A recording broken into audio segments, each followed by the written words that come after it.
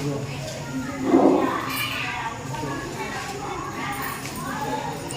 श्री राम, जय श्री राम, जय श्री राम, जय श्री राम, जय श्री राम, जय श्री राम। भारत माता की जय। जय श्री राम, जय श्री राम। हरे कृष्णा, हरे कृष्णा, हरे रामा, हरे राम, हरे रामा, हरे राम, राम राम, राम राम, हरे हरे, हरे हरे, हरे कृष्णा, हरे कृष्णा, हरे कृष्णा, हरे कृष्णा, कृष्ण कृष्ण, कृष्ण कृष्ण, हरे हरे, हरे हरे। శ్రీ కృష్ణ భగవానుడికి ఇప్పుడు మన మంచి గ్రంథం భగవద్గీత పవిత్రమైన గ్రంథం. అయితే మనకు దౌర్భాగ్యం ఏమిటంటే మనకి భగవద్గీత తెలుసుకోవాలని లేక మన హిందువుగా ఉంటుందా నాశనం. అలాగే పూర్వం మన హిందూ సనాతన ధర్మంలో పెద్ద బాలశిక్ష అనేది చదివేవారు తెలుగు. ఆ చదివినటువంటి వారు మంచి గొప్ప మహానుభావులు అయ్యేవారు, మంచి తెలివితేటలు, క్రమశిక్షణ, ధర్మానికి కట్టుబడి ఉండేవారు. ఈ పెద్ద బాలశిక్ష భగవద్గీత చదివేవాడు లేక తెలియక చాలామంది తల్లిదండ్రులను కానీ, బంధువులను కానీ, స్నేహితులను కానీ, సమాజాన్ని కానీ, దేశాన్ని కానీ గౌరవించకుండా పోతున్నారు. ఎందుకంటే తెలియక, ఈ తెలియక చేస్తున్నటువంటి పనుల వల్ల మన సంస్కృతికి, మన దేశానికి చాలా నష్టం చేస్తుంది. కాబట్టి దయచేసి నేను పెద్ద బాలశిక్ష కొన్ని మంచి మాటలు చెప్తాను, శ్రద్ధగా వినండి. ఓకేనా? జై శ్రీరామ్. పెద్ద బాలశిక్ష నుంచి 33వ పేజీ నుంచి చదువుతాను. దేవుడిని సదా ధ్యానించడం. దేవుని మనం ఎప్పుడేం చేయాలి? సదా ధ్యానించాలి. ధ్యానించాలి. ఎలా ధ్యానించాలి? ఏదైనా మనం పని చేస్తూ ఉంటాం, అప్పుడు జై శ్రీరామ్ హృదయంలో పని చేస్తూ నువ్వు చేసే పని కష్టం. కాబట్టి ఇలా చేయడం వల్ల మనం భగవంతుని సదా ధ్యానించగలం. ప్రత్యేకంగా మనం గుడికి వెళ్ళినప్పుడే కాకుండా మనం చేసే పనుల్లో కూడా భగవన్ నామస్మరణ మనం చేసుకోవచ్చు. ఓకే, అలా చేయడం వల్ల ఏమవుతుంది? మనం నిత్యము భగవన్ నామస్మరణ చేసుకుంటున్నాం. ఖచ్చితంగా భగవంతుడు ఆశీర్వాదాలు అనుకుంటారు. శ్రీరామచంద్ర. ఓకేనా? తర్వాత రెండవది, దైవం మనందరికీ సమానం. దైవం అందరికీ సమానం. కాబట్టి ఎప్పుడైనా మనకి కష్టం వచ్చినప్పుడు భగవంతుడు మనకే హక్కు, అలాగే ఇతర వారికి కూడా అదే హక్కు. అందరికీ సమానం. ఎప్పుడైనా ఎవరైనా మనం దూషిస్తే కనుక మనం ఏం చేయాలి? దేవుడితో చెప్పాలి. శ్రీరామచంద్రుడికి, రామయ్య ఇది వారు తెలిసి తెలియక తప్పు చేశారు, క్షమించవయ్యా అని అడగాలి. అంతేగాని వాడు తప్పు చేశారు, వాళ్ళు ఏదో అన్నారని చెప్పి దేవుడా వాళ్ళు నాశనం అయిపోవాలి, వాడికి ఏదో జరిగిపోవాలని మనం కోరుకోకూడదు. ఎందుకంటే దేవుడు మీకు ఎలాగైతే దేవుడు వాడికి కూడా దేవుడే. అప్పుడు దేవుడు ఏం చేస్తాడు? నా భక్తురాలు ఏంటి, నా భక్తుని చెప్పుకోవాలని కోరుకుంటుందని నీ మీద కోపపడదు. కాబట్టి మనం ఎవరిగా చెడుగా దేవుడికి చెప్పకూడదు. ఓకేనా? దేవుడు అన్నీ చూస్తుంటాడు. సర్వలోకమంతా ఉన్నాడు దేవుడు. ఓకేనా? సర్వే జన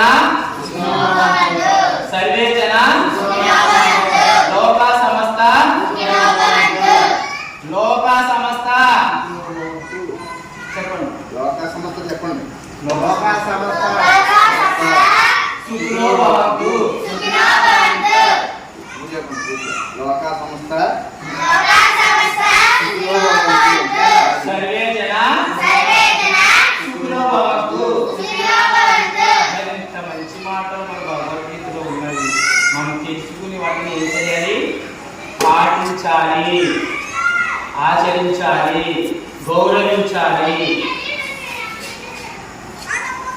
మూడవది, నీ తమ్ముడితో నువ్వు సమానంగా చూడాలి. నీ తమ్ముడిని కానీ నీ చెల్లెని కానీ నీతో సమానంగా చూడాలి.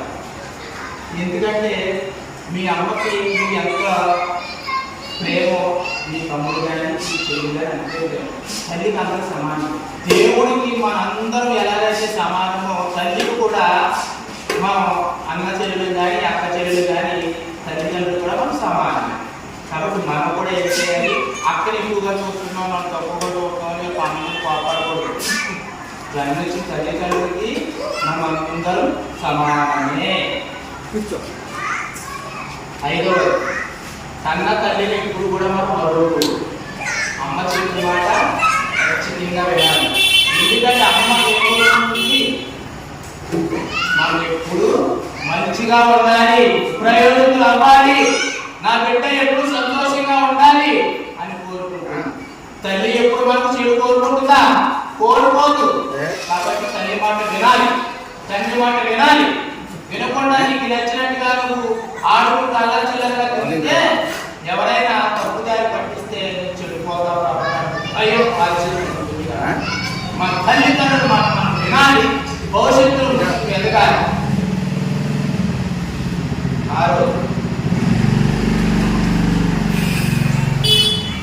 భారతీయులకు ప్రాణం కన్నా మానవుడు.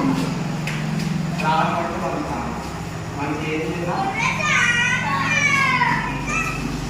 కాబట్టి శ్రద్ధగా నీతి, నిజాయితీ, నిక్కచ్చిత, ధర్మం, ఈ ధర్మం దాటకుండా ఉండాలి. ఇవన్నీ కూడా మనం ఆచరించాలి. ధర్మం అంటే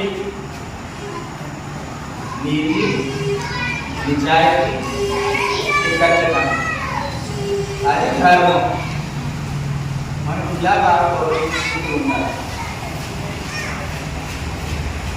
తర్వాత మనం చేయరాని పనులు, ఇది కూడా పెద్ద బాల శిక్ష 3వ అధ్యాయం. దేవుని ఎప్పుడు మనం దూషించుకోదు. ఎందుకు దూషించుకోదు?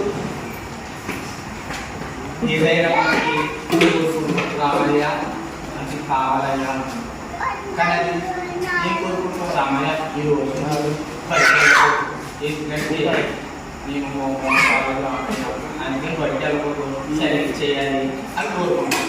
అవునా కదా? అవునా? అవును, అలాగే నాకు కోరుకుంటాం. లేదంటే దేవుడా దేవుడా ఈ వారం సెలవు వచ్చేయాలి, లేదా వర్షం వచ్చేయాలి, గట్టిగా వచ్చేయాలి అన్నా. కాబట్టి అలాంటిది సెలవుకి ఒప్పుకోవచ్చు. అప్పుడు మనం ఏమనుకుంటున్నాం? దేవుడు అడిగింది చేయలేదు, తప్పు తిప్పకూడదు. దేవుడికి ఏది చేయాలో ఏది చేయకూడదో దేవుడు తెలుసు. స్కూల్కి వెళ్తే నీకు చదువు, హోంవర్క్ రాకపోతే మేడం దెబ్బ కొట్టి చదువు చేస్తుంది, హోంవర్క్ చేయిస్తుంది. అప్పుడు నీకు మరి అన్ని సెలవులతో ఏమవుతుంది? నీకు చదువు రాదు, నెక్స్ట్ కూడా సెలవు రావాలని కోరుకుంటావు. అప్పుడు నీకు చెడిపోయే మార్గం ఉంది, చదువు రాకుండా పోతుంది. కాబట్టి దేవుడికి తెలుసు ఏం చేయాలనేది, మనకి ఏమి ఇవ్వాలనేది, ఏమి చేయాలో, మనకి ఏమి కావాలో దేవుడికి తెలుసు. కాబట్టి మన దేవుడు కూడా దూషించకూడదు. బంధువులు ఎప్పుడు కూడా తిట్టకూడదు. మన ఇంటికి ఎవరైనా చుట్టాలు వస్తారన్నా బంధువులు మనం గౌరవించాలి. వచ్చినవి ఏమంటే అన్నయ్య, పిన్ని, పెద్దమ్మ ఎలా ఉన్నారు, బాగున్నారా, రండి అని చెప్పి పాలు ఇవ్వాలి. మంచి తాగేదాన్ని అమ్మాయి గొప్పగా మనకు వచ్చేవారు. గౌరవించాలి. ఎలా ఉన్నారు, అంత బాగున్నారా, తమ్ముడు బాగున్నారా, అన్ని బాగున్నారా అంటే మన ఇంటికి వచ్చిన వాళ్ళని మనం గౌరవించాలి. అతిథి దేవో భవ, గురుదేవో భవ, ఆచార్య దేవో భవ, మాతృదేవో భవ, పితృదేవో భవ. మాతృదేవో భవ అంటే తండ్రి దైవంతో సమానం. తల్లి దైవంతో సమానం. పితృదేవో భవ దైవంతో సమానం. అతిథి దేవో భవ, మనకి ఇంటికి వచ్చినటువంటి చుట్టాలు, బంధువులు, వాళ్ళని కూడా మనం గౌరవించాలి. మా భగవద్గీత అదే చెప్తుంది, నవ్వకండి. అర్థమవుతుందా? తర్వాత అక్కా చెల్లెలతో హాస్యం ఆడకూడదు. అక్కా చెల్లెలతో మనం ఎక్కడైనా ఆడుతున్నాం. ఏ పిల్లలు, మా పిల్లలు మీరే ఆడతారు. ఒకసారి పుస్తకాల దగ్గర కానీ, కళ్ళ దగ్గర కానీ, తినే దగ్గర కానీ, చాక్లెట్ల దగ్గర కానీ ఆడతారా? అలా ఆడకూడదు. మగ పిల్లలు ఎప్పుడు కూడా అక్క చెల్లెలతో హాస్యం ఆడదు. హాస్యం అంటే ఏంటి? ఎటకారం, నవ్వటం, ఇటువంటివి చేయకూడదు.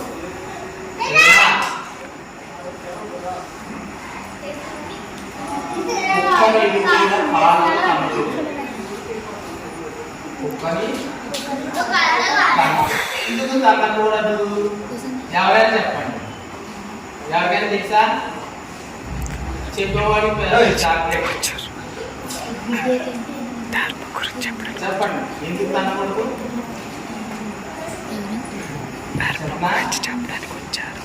కుక్కకి మనం ఇంత భోజనం కానీ బిస్కెట్ కానీ నెక్స్ట్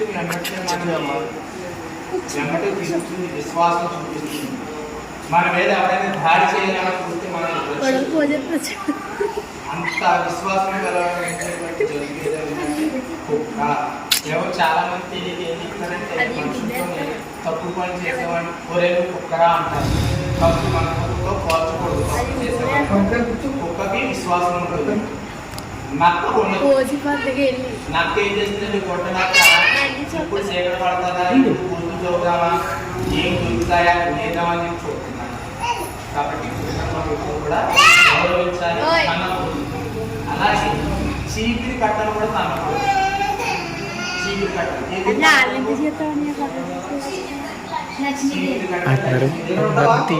ప్రతి దాన్ని సమస్తమును కూడా మనం భగవద్గీతలో ఏముంది? సమస్తమును కూడా పూజించండి, గౌరవించండి, ఆరాధించండి అని మన భగవద్గీత. అదంతా తీసుకెళ్తుందా, శుభ్రం చేస్తుందా, క్లీన్ చేస్తుందా? మరి అటువంటిది మనం ఎంత జాగ్రత్తగా చూసుకోవాలి. తనకూడదు కదా. మనం చేతితో తొడగలమా? చేతితో చూస్తే ఏమవుతుంది? చేతులకి గీతలు తెగిపోయి ఇది అవుతుంది. అయినా శుభ్రం అవుతుంది. కాబట్టి మనం ప్రతిదాన్ని చూపించడం కూడా తనకూడదు.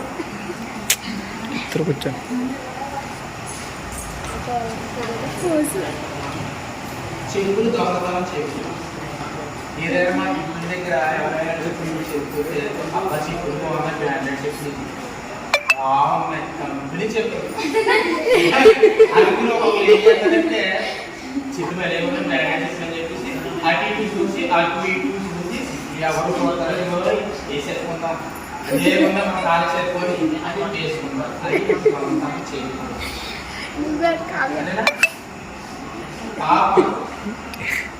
గోల్డ్ మన చేతి గోల్డ్ ఉంటాయి కదా, గోల్డ్ని సంధ్య వేళలో తీసుకోకూడదు.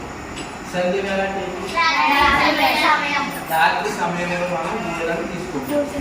ఎందుకు తీసుకోవాలంటే చీకటి సమయంలో గోల్డ్ నాకు తీసేసినప్పుడు అది ఎక్కడైనా పడుతుందంట విషము.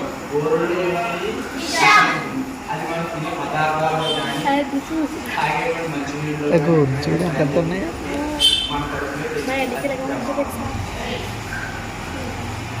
కాబట్టి సనాతన ధర్మంలో సైన్స్ ప్రతిది కూడా మన ఆరోగ్యానికి సంబంధించింది మన సనాతన ధర్మం. కాబట్టి గోల్డ్ ఎప్పుడు కూడా రాత్రి మటుకు నోట్లో పెట్టి కడుపుని ఆ తుక్కు తుక్కు అన్నప్పుడు ఏమవుతుంది? ఎక్కడ పడతాయి కదా, అలా చేయకూడదు. నీ గురించే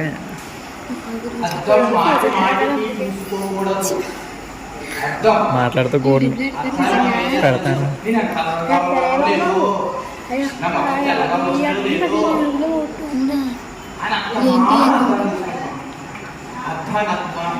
చూడాలి. ఎందుకంటే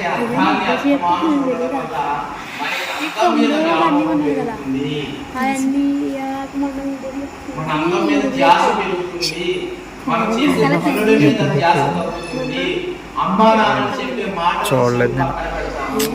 ఎప్పుడు అందం ఎంత అందం వచ్చింది మనం చేసే తెంగరదాను కదా బాస్ అయిపోదాను.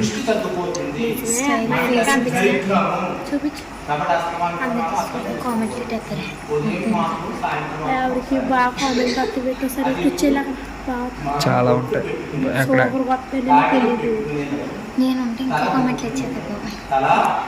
ముసలోడు అందరు ముసలోళ్ళు అందరూ పెడేస్తారు. అవి వాడు నడిచే ముందు ఆడే కూడా ఎత్తారు. ఆడి అదిగో ఆడ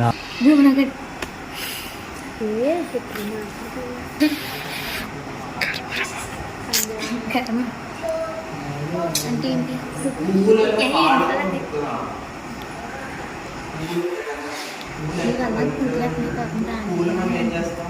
మొత్తం కోసి అల్లరి పువ్వులు రకాలు ఉన్నాయి. పువ్వులు అనేది భగవంతుడు దగ్గర పెట్టేది ఉన్నది, మన కళ్ళ పెట్టుకునేది ఉంది. కాబట్టి ఏ పువ్వులైనా సరే మనం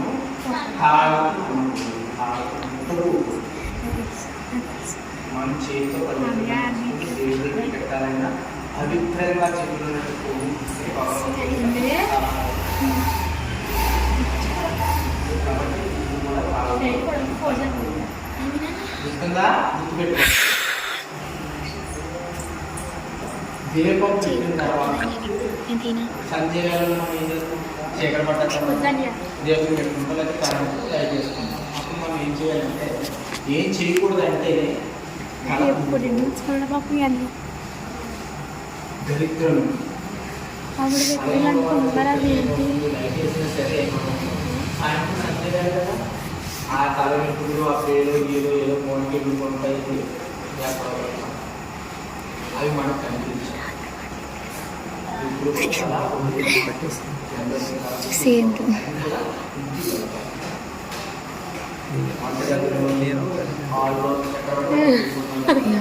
నచ్చింది ఇప్పుడు కానీ అందరు అంటే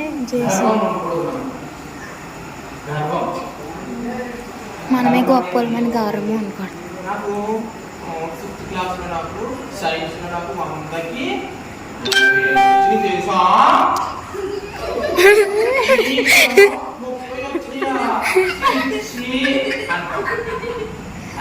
అయ్యో అంత నేనే ఇంగ్లీష్లో ఫస్ట్ నేను మ్యాథ్స్లో 80కి 27 వచ్చింది. దరిద్రం మ్యాథ్స్ అంటే మొన్న హైయెస్ట్ ఏం తెలుసా? ఇలా పట్టుకోవచ్చు.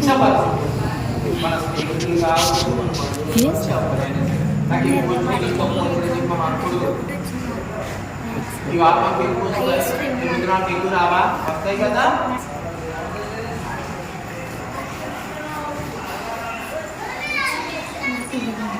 అలాగే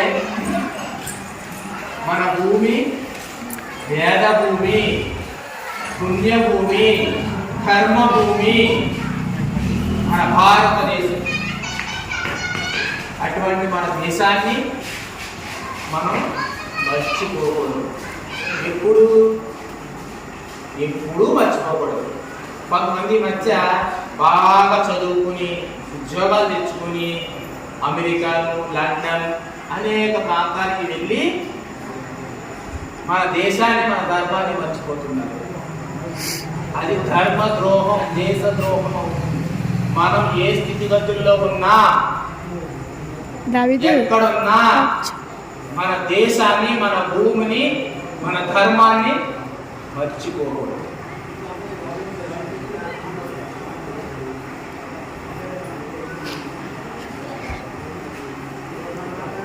ఎవరైనా మనకి మేలు చేస్తారు కదా, చేసినటువంటి మేలుని మనం మర్చిపోకూడదు. ఎందుకని? వాళ్ళు మనకు మేలే చేశారు, హెల్ప్ చేశారు, సహాయం చేశారు. అటువంటి వారిని మనం మర్చిపోకూడదు. మర్చిపోతాం అనుకో, రేపొద్దున మళ్ళీ మనకు అవసరం వస్తుంది.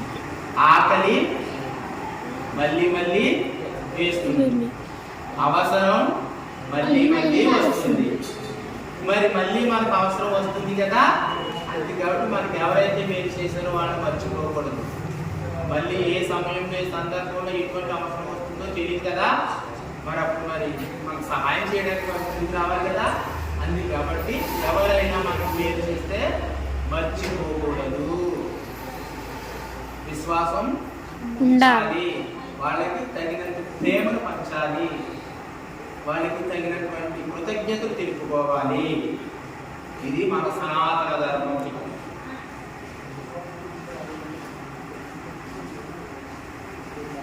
మన దేవాలయం దగ్గరికి వచ్చినప్పుడు కానీ ఎవరైనా చిన్న పిల్లల్ని కానీ పరామర్శించడానికి కానీ ఏదైనా హాస్పిటల్ దగ్గరికి వెళ్ళే సమయాల్లో కానీ పరామర్శించడానికి కానీ మనం ముట్టు చేతులతో వెళ్ళాలి. కాయో పండ్లో పదార్థాలు తినే పదార్థాలు ఏమైనా తీసుకుని వెళ్ళాలి. దేవుడి దగ్గరికి వెళ్ళేటప్పుడు మనం ఏం తీసుకెళ్తాం? కొబ్బరికాయ, పసుపు, కుంకుమ పెట్టాలి. అలాగే మన బంధువులు కానీ స్నేహితులు కానీ ఎవరైనా ఆసుపత్రిలో కానీ మనం పరామర్శించడానికి ఏవైనా వాళ్ళకి తీసుకెళ్ళే వాళ్ళు ఏమైతే వాళ్ళు సంతోషపడతారు, ఆనందపడతారు. పట్టుకుంటాం. నీటిలో మాకు ఉప్పు వేయకూడదు. చాలా మంది నూతుల దగ్గర కుండీలో చాలా మంది చేస్తారు. మనం తప్పు. అదే నీళ్ళు లేకపోతే మనం మంచి నీళ్ళు లేకపోతే మనం బ్రతకగలమా? మనం నీళ్ళని ఏ విధంగా మనం గౌరవిస్తాం, ఏ విధంగా సంబోధిస్తాం? గంగమ్మ తల్లి. ఆ గంగమ్మ తల్లి లేకపోతే మనం స్నానం ఎలా చేస్తాం, వంట ఎలా చేసుకుంటాం, మనకు దాహం వేస్తే ఏం తాగుతాం? మరి అటువంటి పవిత్రమైనటువంటి నీళ్ళల్లో మనం ఉమ్ము పుయ్యకూడదు. మనం గౌరవించాలి కదా.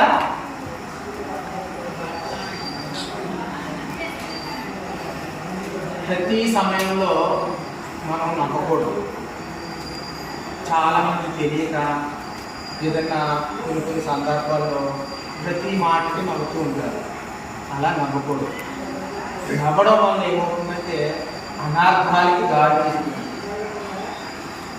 అనారోగ్యానికి దారి తీస్తుంది. నవ్వడం ఆరోగ్యం అయితే అధిగమించిన నవ్వడం అనారోగ్యం. కాబట్టి ప్రతి సమయంలో కూడా పెద్దలు ఏదైనా మంచి మాటలు చెప్తారు వినమని, అప్పుడు మనం పక్క పక్క పక్క నవ్వకూడదు. ఎప్పుడు నవ్వాలో అప్పుడే నవ్వాలి. సమయం సందర్భాన్ని బట్టి నవ్వాలి. నవ్వు ఆరోగ్యం కానీ అతికించి నవ్వకూడదు. పెద్దలు ఏదైనా మంచి మాటలు నవ్వకూడదు. గౌరవించాలి, వినాలి, శ్రద్ధగా వినాలి. అలాగే వింటేనే మీరు మంచి మార్గంలో వెళ్తారు, క్రమశిక్షణలో వెళ్తారు, ఈ దేశ పౌరులుగా మారుతారు.